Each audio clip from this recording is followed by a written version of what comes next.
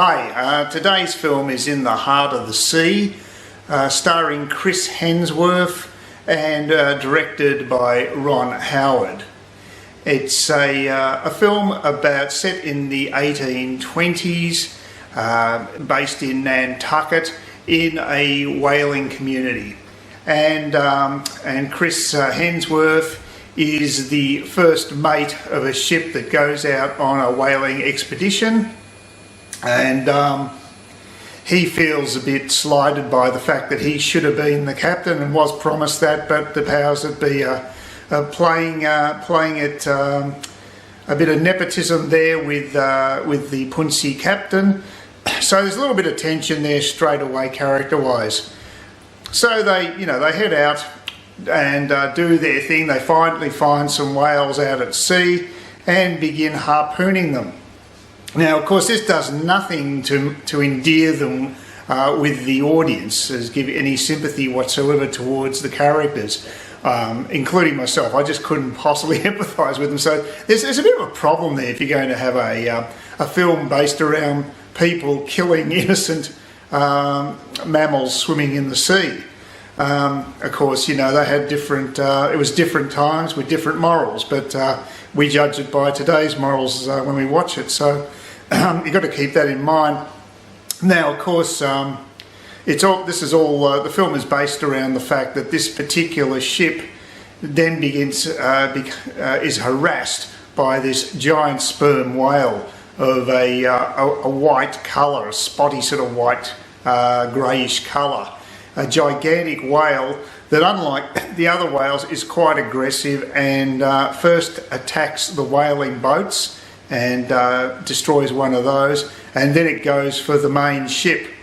And of course the ship doesn't stand a chance when you've got a whale on it with an agenda like this, who's motivated to basically cause total mayhem.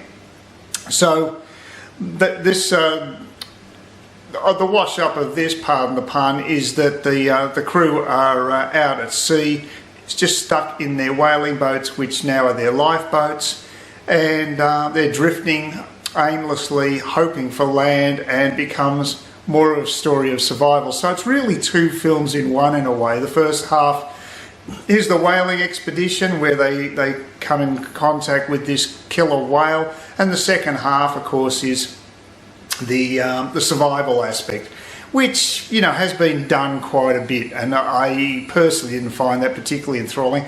I also didn't find the main character, the first mate, particularly enthralling either, because there wasn't, even though there's a little bit of tension between him and the captain, that seemed to dissipate once they got into survival mode anyway, and it didn't really play out to any great extent. So the characters weren't really of great interest to me. And that is a major problem. I mean, Ron Howard is a great director. The special effects were fantastic with the sinking of the main ship.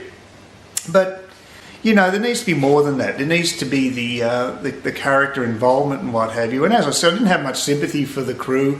And of course, they all go to desperate ends just to survive and do things that normal human beings wouldn't do in a circumstance like that. And eventually, they do find land. I'm not giving away anything great there, because they've got to recount the story at the end anyway.